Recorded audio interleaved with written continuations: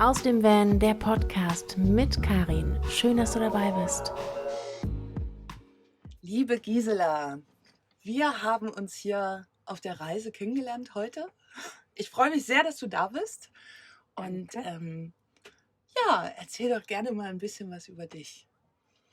Ja, wir sind uns heute begegnet. Ich habe da einen Bus gesehen. Ich stehe hier in Tarifa und natürlich fällt es auf, wenn ein Bus die Außenwände wie eine Schultafel hat und alles ganz, ganz liebevoll bemalt und beschrieben ist. Daraufhin habe ich dann hingehorcht und festgestellt, dass Deutsch gesprochen wird. Und somit sind wir uns dann begegnet und ins Gespräch gekommen. Und so entsteht das jetzt, dass ich gerade hier bei dir sitze. Und darüber freue ich mich wahnsinnig, wirklich wahnsinnig doll, weil wer unsere Community kennt und vor allen Dingen auch bei uns in der Gruppe ist, da bist du ja doch tatsächlich schon, man könnte fast sagen, eine Ikone. Du bist ja oft im Gespräch, einfach weil du super inspirierend bist. Mit deinen 78 Jahren fährst du schon ganz lange, 10 Jahre. 10 Jahre mit deinem Bus umher. Und vielleicht magst du kurz erzählen, wie es dazu gekommen ist. Ja, und zwar, ich war schon mit 58 sehr, sehr schwer krank und konnte mich nicht selbst versorgen. Ich hatte mit 28 eine beginnende eine Immunerkrankung, die die Gelenkkapsel im Körper zerstörte, sodass ich dann mit 58 nichts mehr machen konnte und schon künstliche Fingergelenke haben musste und den Rücken und alles operiert werden sollte und dass ich alles abgelehnt habe. Aber die Fingergelenke wollte ich operieren, weil ich wollte mich selber wieder versorgen. Und durch die Herzinfarkte und Hörstürze hatte ich ganz schwere Medikamente. Und dann habe ich meinem Arzt gesagt, ich hatte meiner Mutter 14 Jahre gepflegt, ich kannte Pflegeheime, ich war wochenlang in Kliniken. Das ist genau das, was ich nicht will. Ich lasse alle Medikamente weg. Und dann sagte er, das geht nicht von heute auf morgen, Frau Hombeck, aber wenn Sie wollen, begleite ich Sie. Aus diesem Begleiten sind 5 Jahre geworden, in denen ich die Medikamente ausgeschlichen habe und öfter fast gestorben wäre, sodass mich der Arzt morgens, der fast jeden Morgen kam, bewusstlos fand. Und dann sagte, warum haben Sie nicht angerufen? Nein, ich rufe nicht an, ich sterbe dann eben. Ich bin nicht gestorben. Danach, diesen 5 Jahren, habe ich geistig und körperlich gearbeitet, um auf eine andere Ebene zu kommen, als ich war. Weil, wenn ich nicht gestorben bin, da musste es ja noch etwas geben. Und da ich extrem neugierig bin, wollte ich wissen, was das war. Und dann war es so, da war ich am 01.01.68 geworden. Und ich war so weit wieder fit, dass ich mich selbst versorgen konnte. Ich konnte wieder schreiben, was ich Jahre nicht konnte. Ich konnte wieder Auto fahren, was ich auch Jahre nicht konnte. Und dann habe ich gesagt, jetzt mache ich etwas, was ich nie in meinem Leben machen konnte. Ich habe eine sehr große Familie mit 10 Geschwistern, 5 Brüdern und 5 Schwestern. Habe meine Tochter fast alleine großgezogen, meine Enkel auch gehabt. Und es war einfach nur ein wundervolles Leben, auch mit den Pflegefällen meiner Mutter und eine Freundin, die ich da noch hatte. Jetzt hatte ich ein neues Leben und das andere war für mich nach meiner Art und Weise gut abgewickelt, erledigt, ausgelebt. Dann sagte eine Freundin zu mir, die so alt ist wie meine Tochter, die Birgit, die sagte dann, du hast im Leben nie reisen können und bist schon als Kind am liebsten mit den Zigeunern oder mit den Zirkusleuten mitgefahren. Wieso machst du das jetzt nicht? Es ist doch gerade die Messe in Düsseldorf. Und daraufhin bin ich dann zu dieser Messe gefahren. 3 Tage bin ich dort gewesen. Ich habe auch Bekannte dort, die sowohl dort Autos verkaufen als auch selber fahren. Und die haben mich dann auch beraten. Und dann habe ich mir ein Auto ausgesucht. Das war am Freitag und am Sonntag habe ich einen Vorverkaufsvertrag gemacht, am 3.9.2009, dass ich das Auto so und so und so und so, mit allem, wie ich es mir vorstellte und was mir so empfohlen wurde von denen, die sich auskannten, haben wollte. Ich wusste nicht, wie viel ich für meinen Hausanteil kriege. Ich wusste weiter nichts, aber dass ich es haben wollte. Und auch in Blau. Das war natürlich auch klar. Ich wollte kein Auto haben, das irgendwo, wenn ich in der Natur stehe, auffällt, sondern eher aussieht wie ein Werkstattwagen.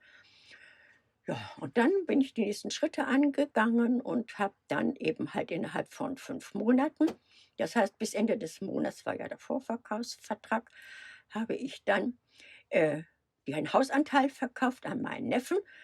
Und das Geld reichte dafür. Und mein ältester Enkel, den ich von der Straße besucht hatte, der war auch noch gekommen.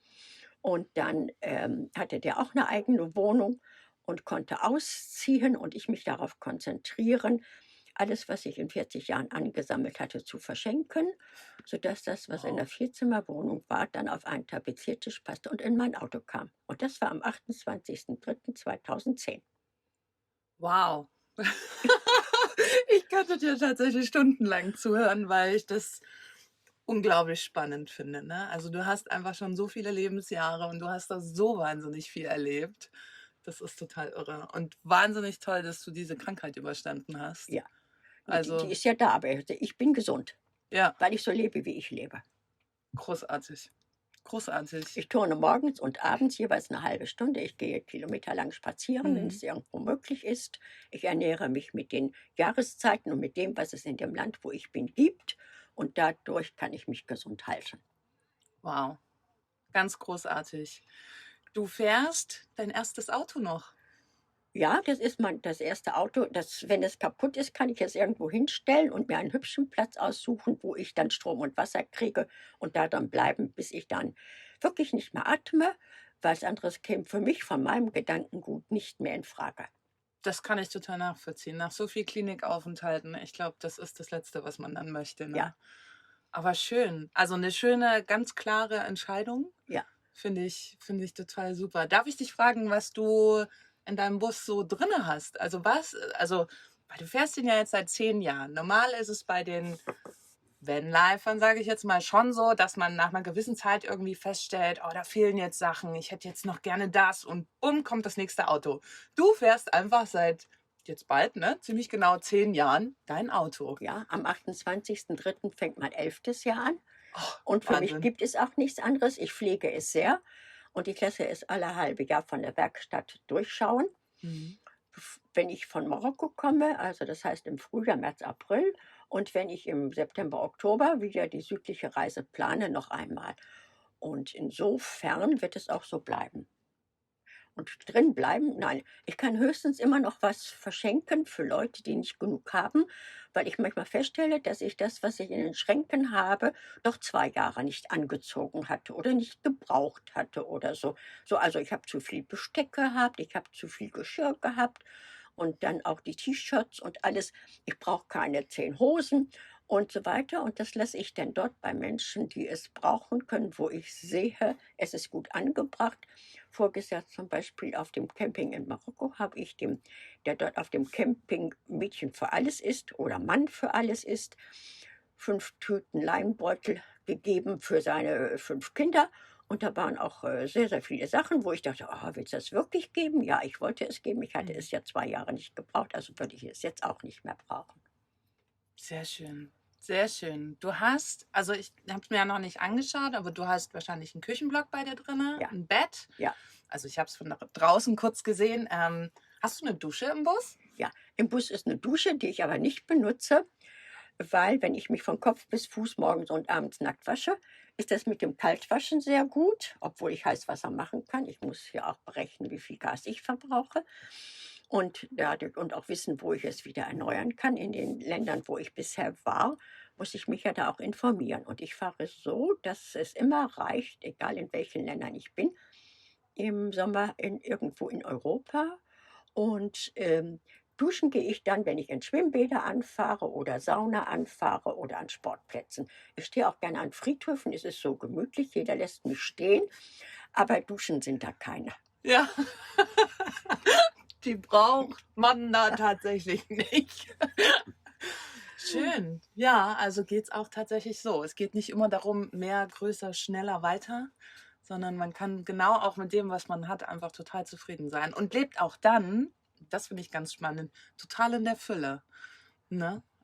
Das ist es auf jeden Fall, weil ich bin anspruchsvoll. Ich brauche von allem das Beste, aber es reicht mir sehr wenig. Und wenn das dann die Qualität hat, ist das mehr als ausreichend für die Seele, für den Geist, für den Körper. Und wenn ich meine Bücher und Musik habe und tanzen kann und die Sonne spüre, ich sage immer morgens, wenn der Darm ist leer, der Tank ist voll, die Sonne scheint, was will ich mehr? Ja, Absolut. Und die Sonne ist für mich auch ein absolut wichtiges Element in meinem Ja, Leben. Ein Grund, warum ich im Winter nicht mehr in Deutschland bin. ja, ja, so Tatsächlich, ist das. weil, ja, da würde es mir auch nicht so gut mitgehen, dann wieder monatelang in Dunkelheit. Ja, Und ja, ja, du machst genau, das das schon ist genau das. richtig, auf jeden Ja, Fall. ich fühle mich jedenfalls so, wie ich es jetzt mache, sehr wohl. Ja. Und darum geht's. Genau darum geht's. Tatsächlich ist es so, dass ich im Podcast immer Fragen stelle und wie wir es jetzt vorher schon auch kurz besprochen haben, hast du tatsächlich auch schon 1, 2 beantwortet? Einfach so, die würde ich jetzt tatsächlich überspringen. Ähm, für mich ist ein ganz wichtiges Thema auch gerade für die Mädels, die zuhören, es hören sicherlich auch Männer zu, aber für die Mädels ist das Thema Sicherheit auf Reisen. Ich hatte mich vorhin schon mit dir darüber unterhalten und finde deinen Ansatz dahinter wahnsinnig spannend. Und genau, das ist sozusagen Frage Nummer 5. Also wir haben dann direkt schon mal 4 übersprungen. Ähm, Strategien für die eigene Sicherheit. Wie machst du das? Im Grunde ist es ganz einfach. Wenn ich einen Platz an ich fahre also mit den WOMO-Führern und fühle mich damit sehr gut, weil es stehen auch sehr viele freie Plätze da, auch Mhm. sehr viel Interessantes, was ich mir anschauen möchte.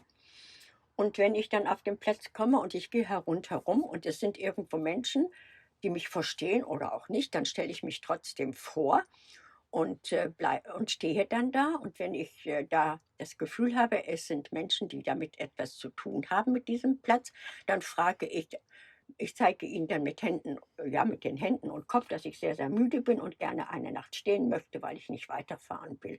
Mhm. Und habe also noch nirgendwo irgendwie ein Problem gehabt.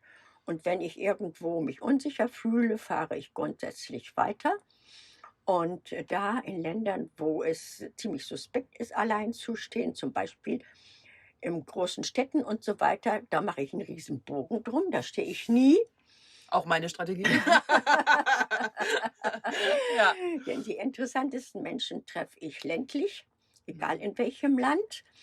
Und, oder ich gehe in ein Restaurant und esse ausnahmsweise was oder ich trinke 'n Glas Wein abends und frage, ob ich da über Nacht stehen kann. Und ich habe immer, nur egal in welchen dieser 25 Länder, in denen ich bisher war, Menschen gehabt. Ich hatte sogar eine Begegnung in Deutschland. Und da habe ich den einen Mann, der so Wanderzeug anhatte und so aussah, als wenn er dort in die Gegend gehört, gefragt, ob es wohl ein Problem gäbe, abends da auf dem Parkplatz zu stehen, denn ich wollte ein russisches Konzert mir die letzte Aufführung vor dem nächsten Tag. Das Ticket hätte 75 € gekostet, aber von außen konnte man hören.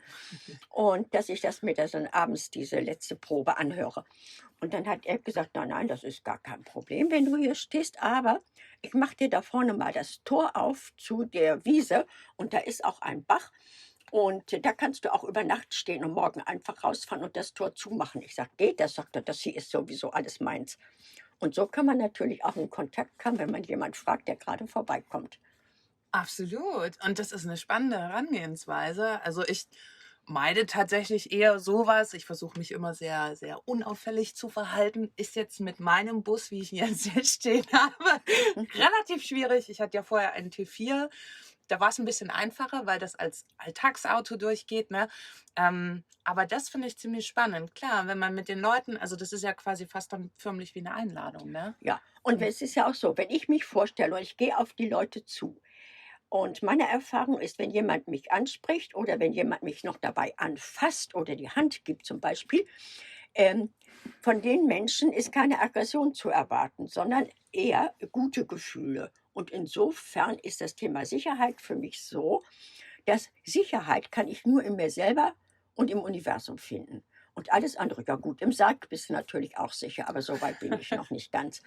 Aber ansonsten ist das Leben und Sicherheit ist zweierlei und ist nicht kompatibel.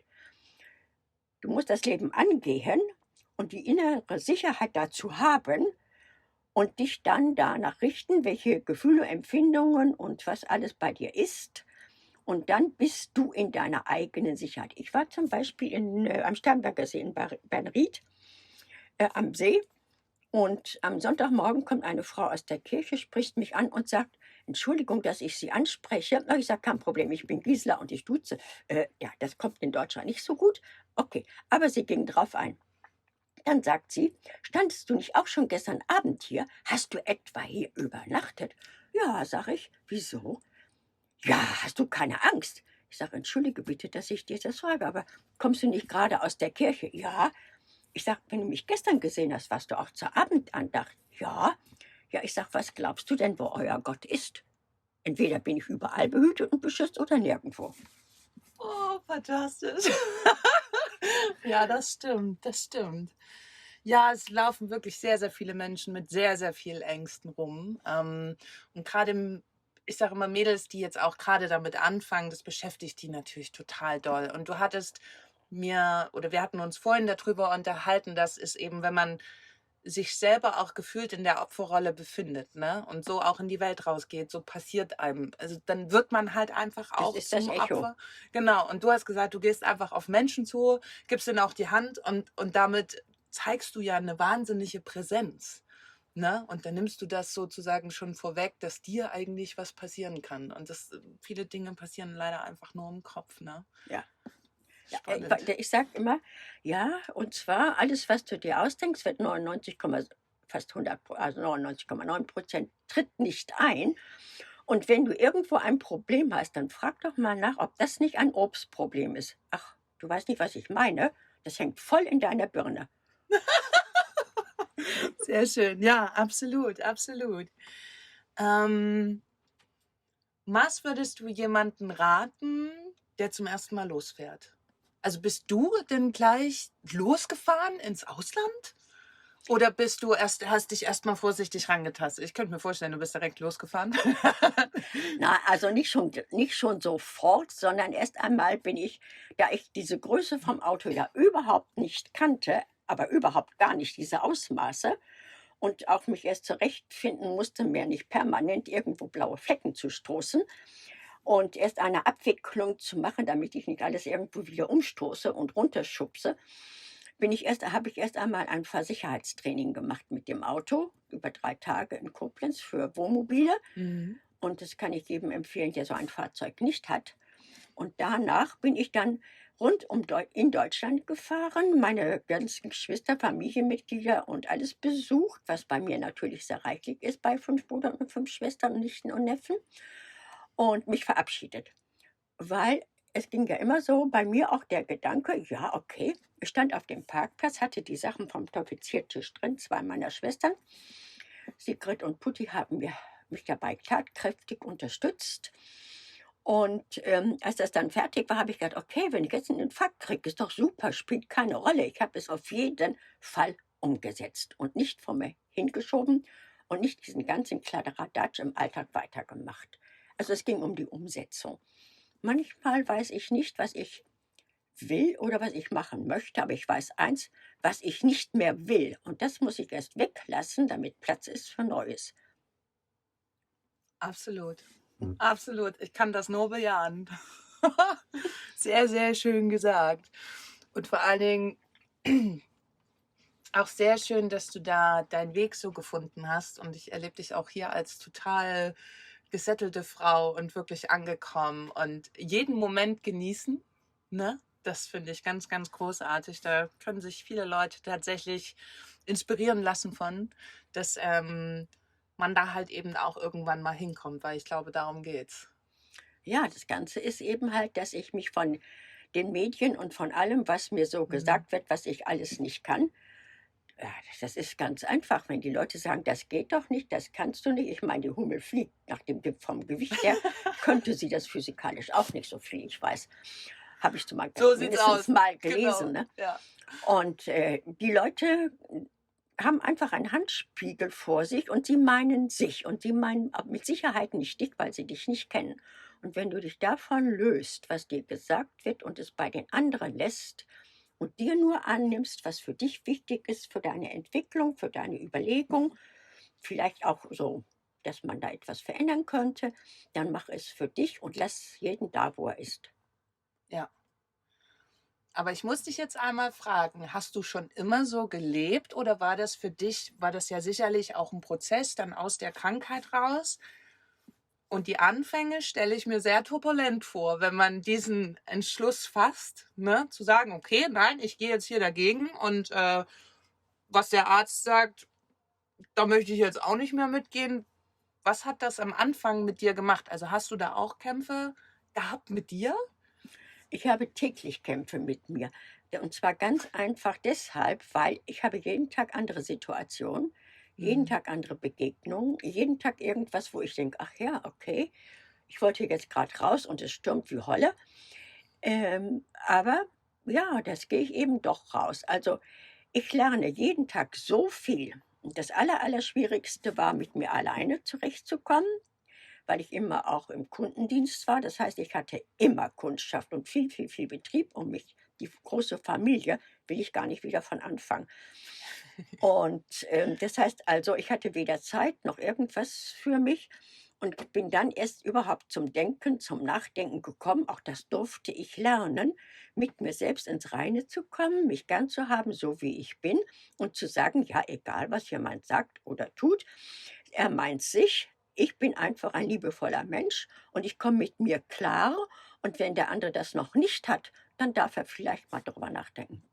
Ja, sehr schön. Du hast mir vorhin einen schönen Buchtipp dafür gegeben. Ich kenne das Buch schon seit Jahren. Das hat mich tatsächlich auch aus einer ziemlich tiefen Krise mitunter rausgeholt. Ähm, und da meintest du, das hast du mir direkt empfohlen. War es nicht für deine Mutter? Ach stimmt, das war für meine Mutter, genau. Ihr habe ich das ja auch schon empfohlen. Vielleicht möchtest du das, also weil ich finde das persönlich auch ganz, ganz großartig. Vielleicht verraten wir das auch mal, wie das, wie das heißt. Ja, und zwar ist mir schon vor 40, 50 Jahren das Buch begegnet, Sorge dich nicht, lebe. Und zu dem Zeitpunkt habe ich mir noch sehr viel Sorgen um jedes und alles gemacht, weil ich hatte auch immer viel Verantwortung.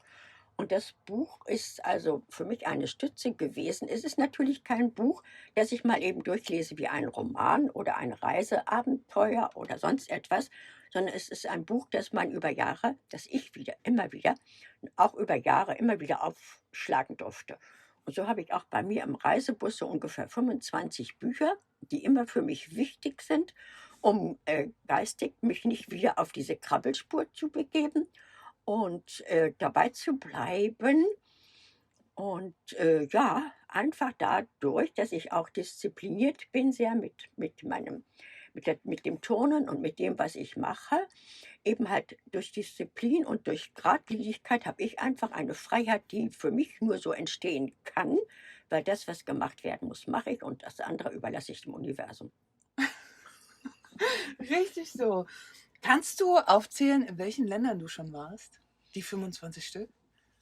Ach, nimmt einfach Europa, da lasst ihr einfach nur die Ukraine raus, da lasst ihr Rumänien, Bulgarien raus, Albanien lasst ihr raus, Griechenland und Italien. Bei den anderen war ich.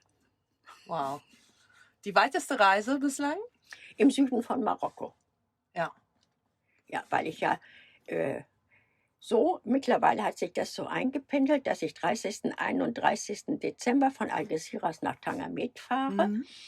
Und jedes Mal muss ich mir das Ticket holen und das nächste Schiff nehmen, weil durch meine Kriegserlebnisse ist da immer noch eine Sache, die ich nach wie vor etwas bearbeite.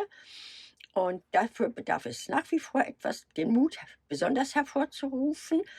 Und dann fahre ich dann eben halt nach Marokko, die Sonne, die Menschen, das Licht. Es ist einfach für mich was ganz Besonderes. Und die Küstenstraße runter, wir sind ungefähr 450 Kilometer südlich von Agadir. Da bleibe ich dann dadurch auch 18 Nächte, das 22 manchmal. Und das ist bis da, wo ich am längsten bleibe.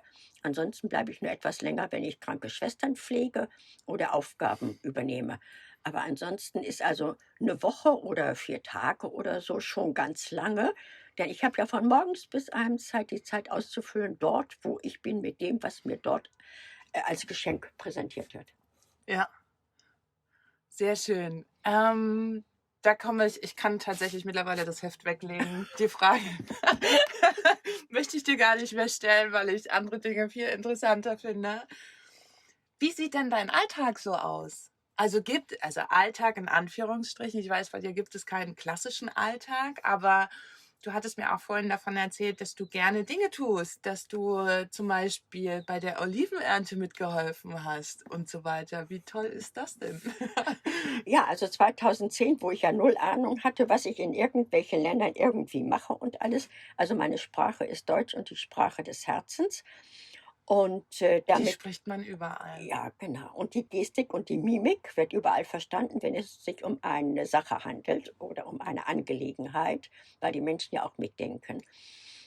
Ja, und dann habe ich es so angefangen, dass ich Workaway gemacht habe, also dieses Reisen und Arbeiten, Mhm. und habe mir dann in Europa erst einmal Länder ausgesucht, auf der Internetseite, wo stand, dass die Leute ein bisschen Deutsch sprechen. Und durch diese Bekanntschaften habe ich heute noch Freundschaften, die von Polen bis Portugal gehen, die ich auch nach wie vor pflege und besuche.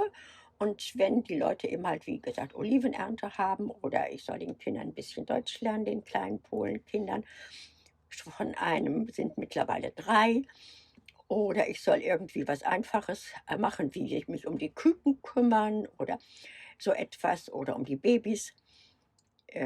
Also Babys meine ich, wenn die Leute dort Babys haben Mhm. und die Mutter konnte nachts nicht schlafen, weil sie ewig schreit, dann kriege ich sie schon mal für den Tag gebracht, damit sie ausschlafen können. Und ja, und so mache ich unterwegs oder wenn mir jemand sagt, wo was gebraucht wird und helfe dann dort.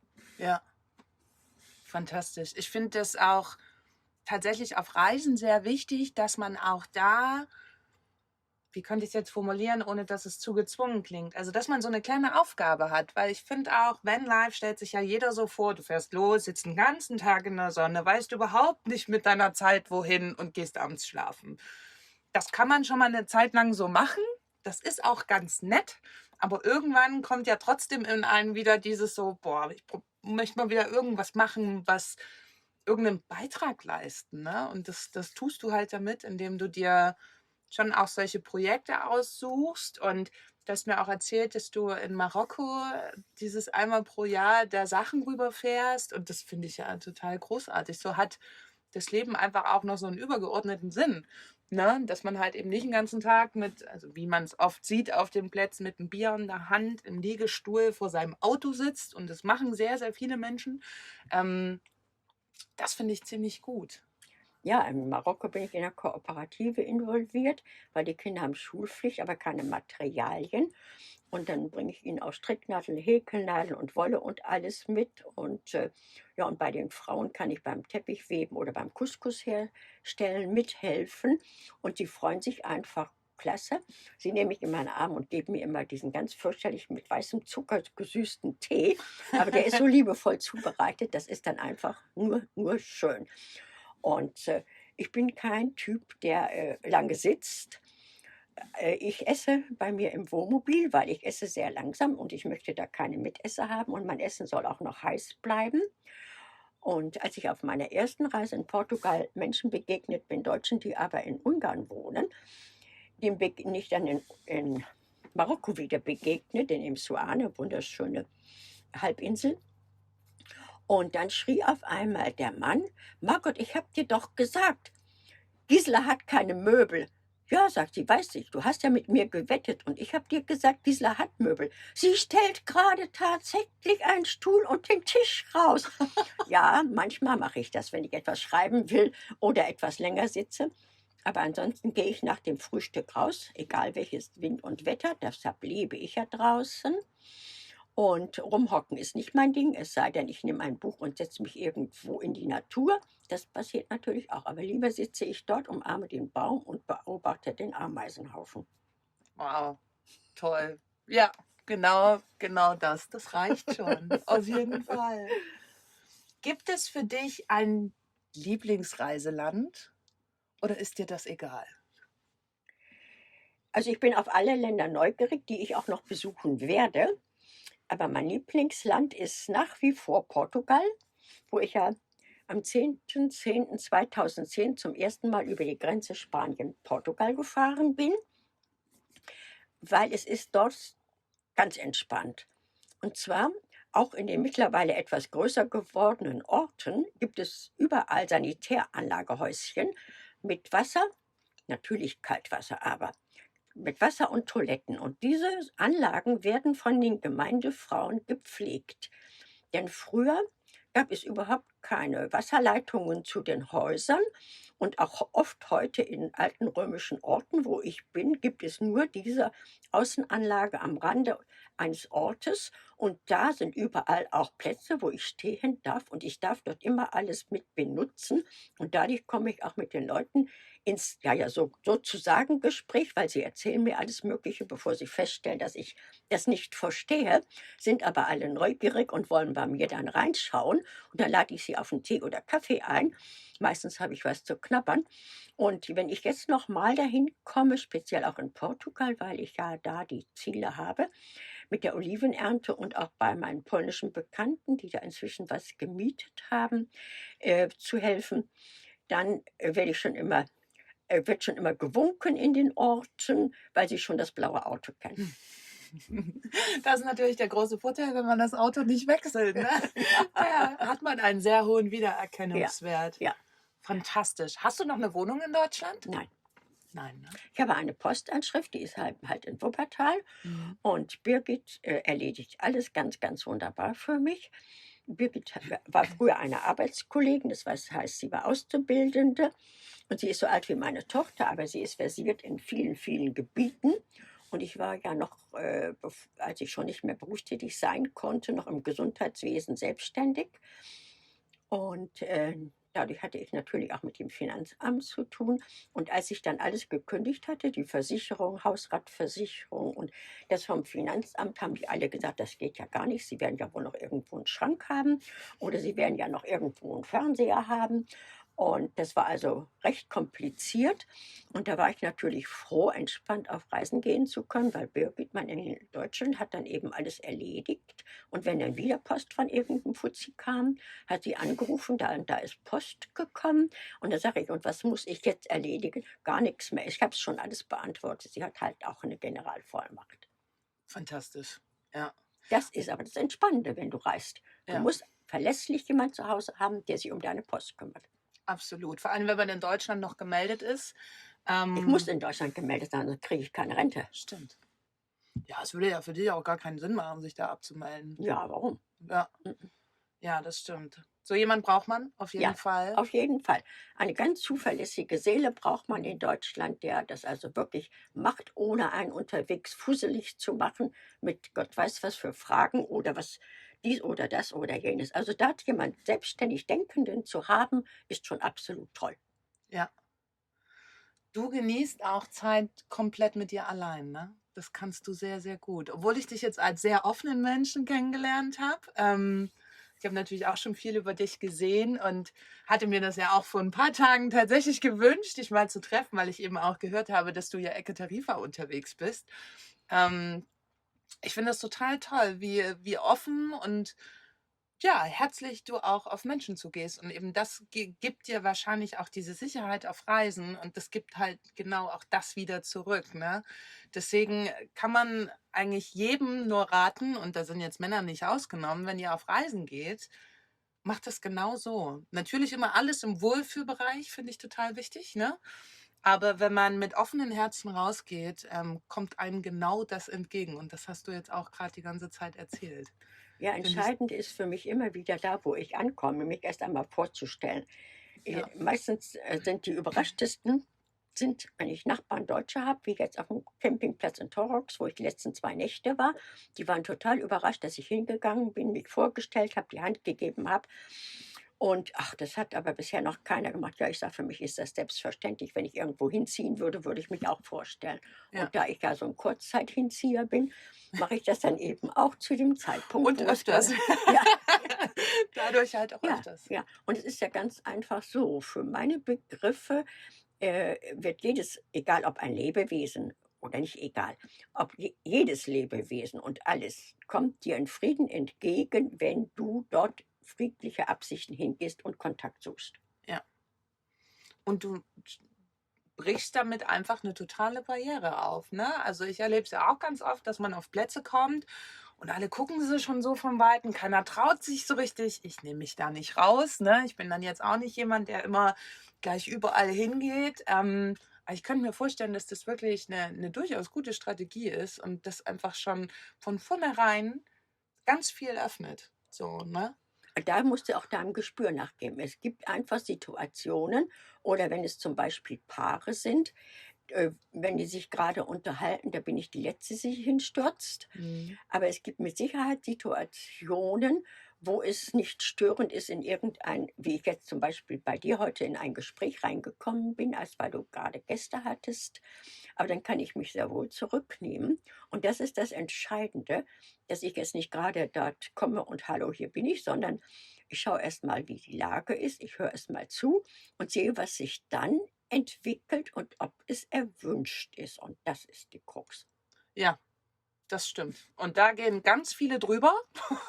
Das erlebt man leider auch immer wieder, dass, ja, genau, du hast heute wirklich gewartet, so, ne? Das passiert super selten, weil entweder sie sagen gar nichts oder sie rasseln rein. Also die zwei Varianten gibt es meistens. Es gibt selten wirklich jemand, der dann so vorsichtig kommt und sich auch persönlich erstmal zurücknehmen kann, ne? Also wir haben ja hier auch gerade einen sehr speziellen Nachbarn, einen Schweizer, der ist auf jeden Fall in meiner Welt gefühlt sehr übergriffig, ne? Kommt, platzt rein und fährt immer wieder Runden hier. Der Und arme Kerl ist seelisch einsam. ja, wahrscheinlich, genau. Er sucht händeringend Anschluss.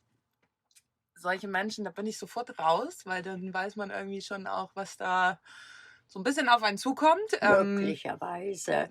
Denk dir Ja, nicht deine Geschichte.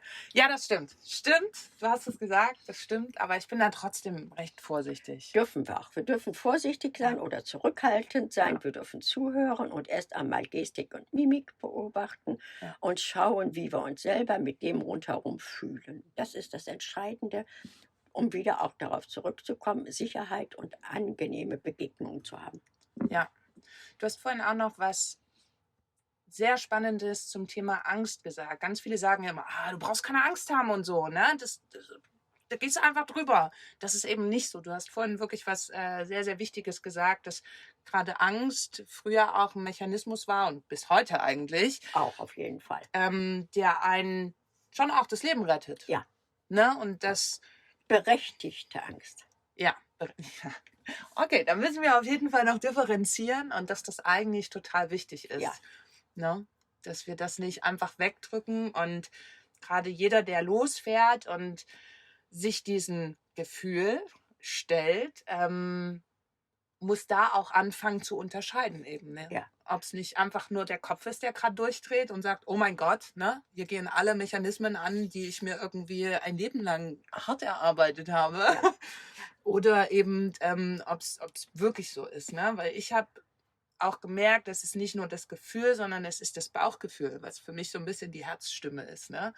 Das heißt, wenn ich irgendwo hinkomme und wirklich mein Bauch krummelt, nehme ich den wahr und gehe darauf ein und entscheide dann für mich, okay, das passt nicht.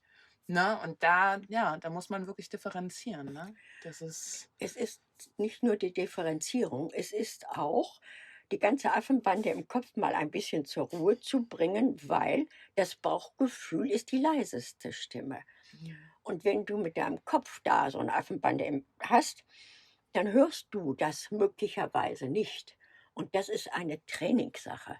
ja, Und das darf einfach eine Zeit beanspruchen, denn viele guten Sachen brauchen Zeit, um zu reifen, speziell wir selber. ja, absolut. Hättest du eine gute Strategie für jemanden, der gerade damit anfängt, immer wieder an den Punkt kommt und eigentlich ausreißen will? Was ich weiß, das auch auszuhalten, aber hast du vielleicht einen Tipp, wie man gerade am Anfang damit umgehen kann? Also das Einzige, was mir dazu einfällt, was mir sehr viel, aber auch schon vor Jahrzehnten, nicht nur in diesem Leben, das ja für mich neu ist jetzt, sondern auch schon vorher. Ich mache es schriftlich. Ich schreibe auf die eine Seite des Papiers. Ich habe auch manchmal schon nachts einen Block gehabt und Papier und alles, was ich beim Wachwerden oder so hatte, aufgeschrieben. Wertungsfrei, aber dann durchgelesen, was davon betrifft mich gerade in meiner jetzigen Situation. Und wenn ich das dann aufschreibe und sortiere, ist es einfacher für Menschen, die das auch gerne vom Kopf her haben. Und bis sie das dann ins Unterbewusstsein bringen, ist ja für viele noch ein sehr steiniger Weg. Und dass dann das einfacher ist, für sich herauszukristallisieren, was ist ja da tatsächlich oder was ist möglicherweise gar nicht so, dass ich mir das eben halt so nur zurechtlege, um eine Ausrede oder eine Möglichkeit zu haben, das jetzt nicht zu tun. Die Frage ist schlicht und einfach, will ich wirklich etwas verändern, dann geht es nur, wenn ich mich verändere. Ja. Und wenn man das ganz klar entscheidet, Ja. ne? Da gibt es eben nicht dieses, ach naja, ich kann es ja mal probieren, sondern gibt es dieses, wenn man das möchte, Ja. findet sich dafür immer ein Weg. Ja. Auch wenn der Weg im Moment vielleicht noch nicht ganz klar ist, aber ich weiß, wenn ich die Brücke hinter mir lasse, ist das Zurücklaufen eher vorgesehen, als den Weg zu finden, der mir Neues bringt und eine andere Lebensmöglichkeit und Qualität bietet. Ja. Du hast vorhin was Schönes gesagt, dass du total neugierig bist aufs Leben. Und das ist, glaube ich, auch das, was einen so antreibt, ne? Ich glaube, Stagnation in seinem Leben, was ja für mich schon da beginnt, wo, okay, man steht früh auf, trinkt einen Kaffee, geht 8 Stunden auf Arbeit, kommt nach Hause, guckt vielleicht noch ein bisschen Fernsehen, geht schlafen. Das ist für mich schon eine Art Stagnation tatsächlich im Leben. Also mein Credo ist ja auch so ein bisschen, ich glaube, die Welt ist so wahnsinnig riesig und wunderbar und ich werde es in diesem Leben gar nicht schaffen, das alles zu sehen. Das treibt mich ja auch immer wieder so an, die neuen Dinge zu erleben. Und ich glaube, das ist auch was für Menschen, die vielleicht viel Angst haben, sich so ein übergeordnetes Ziel mal zu setzen. Ne? Einfach mal zu sagen, okay, ich habe wirklich Lust, die Welt mal zu erleben. Und gar nicht mit aber, sondern einfach nur, ich habe Lust, diese Welt zu erleben. Ich glaube, dann machen sich ganz viele Türen auf. Dann ist zwar dieser Weg oft am Anfang steinig, wie du sagst, aber Möglicherweise. das stimmt, das ist auch nur eine Annahme. Ne? Das Ja, ist ja nicht ja, das, ja, das kann auch mitunter, und das passiert mir immer öfters sein, dass es total leicht ist. ja, ja. Total leicht. Ja, und das Entscheidende für mich ist nach wie vor, wer keine Möglichkeit hat zu reisen und gerade noch in seinem ganzen Alltag Verpflichtungen und alles ist, was jetzt eben halt gerade angesagt ist, dann hat das jetzt andere eben noch nicht seine Zeit. Und Mhm. das Entscheidende für mich ist nach wie vor, das war es schon früher, ich kann jederzeit und wenn es auf dem Klo ist, das Buch mitnehmen, über die Länder lesen oder mein Interesse verfolgen oder die Musik hören und mir diese kleinen Lücken und Freuden im Alltag schaffen. Und wenn es nur manchmal darum geht, an der Kasse jemand vorzulassen oder jemand zu grüßen, der gerade ziemlich grummelig ist, anzustrahlen und sich diese Sonnenstrahlen in den Alltag zu holen, dazu muss man nicht unbedingt weit reisen. Ja, absolut. Und in den kleinen Dingen fängt es an. Ne? Und wenn man so in die Welt hinausgeht und ganz viel Freude verteilt, kommt auch ganz viel Freude zu einem zurück. Das ist einfach das Prinzip der Resonanz. Ja. Das ist einfach Ja. Fakt, dass das genauso Ja. funktioniert. Ja. Ja, wow. Wann geht's für dich wieder zurück nach Deutschland dieses Jahr? Irgendwann im Mai, April, Mai, Wenn irgendwann. es passt. Wenn der Moment da ist, wo du sagst, okay, jetzt kann ich losfahren. Ja, ich kann ja ungefähr mir ausrechnen, wie viele Wochen ich brauche, um die Familie zu besuchen. Und Ende Juni bin ich bei der Silberhochzeitsfeier meiner Tochter. Und danach mache ich dann meine Sommerreise.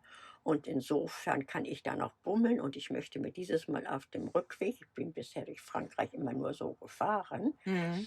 obwohl ich jetzt, wo ich älter bin, doch schon mal kürzere Distanzen fahre. Wobei die auch gar nicht so kurz sind für dich. Wenn du Nee. sagst trotzdem, dass du ein paar Stunden fährst, das ist schon Ja, ja doch. wow. Also etliches, ne? Je nachdem. Mhm. Ich nehme Autobahnen grundsätzlich raus, weil dann spielt Mhm. es keine Rolle, in welchem Land ich mich befinde.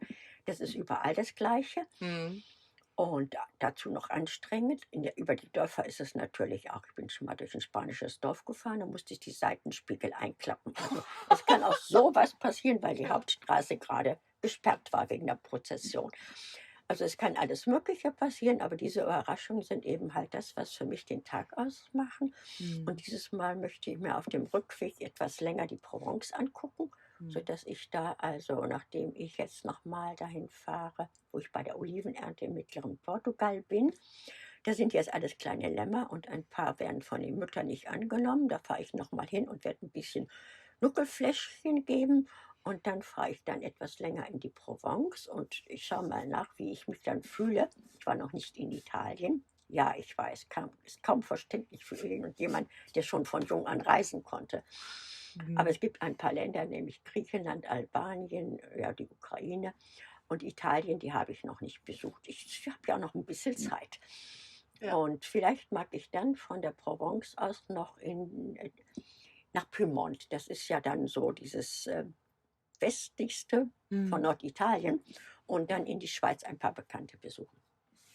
Wow, das klingt fantastisch. Das klingt nach einem sehr erfüllten Leben. Ja.